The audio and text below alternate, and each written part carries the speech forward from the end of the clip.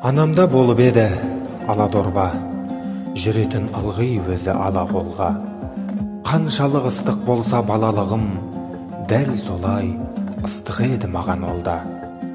Менің анам, және сол ала дорба, табуға азық үйге балаларға, арқалап тары талқан алатаңмен кететін жымпитыны аралауға.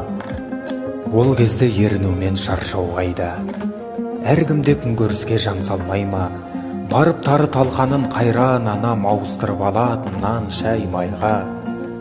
Әкемді де болдым-ау еске алатын, марқұм отын кіргізіп пеш жағатын. Анамның бір қолынан ұстап алып ала дорба келеді кешке жақын. Келеді кешке жақын ала дорба, іші толған болады тағам онда. Асын адал тапқанға дастарханның әкем демес, мәз еді әр анамда. Көрсе де бірге кеуіне бір күнді, болатын ажарлары керім нұрлы. Ала дорба үйге шай тамақ емес осылай бақыт алып келіп жүрді. Жылды жыл, күнді деген күн қуады. Күнінде күнкөрісті қылды бәрі. Жоқшылықтың салмағын көтеремдеп үзілді сол дорбаның бір құлағы.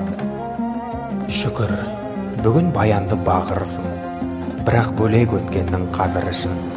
Ала дорба бос емес, анам оған салып сақтап қойыпты сағынышын.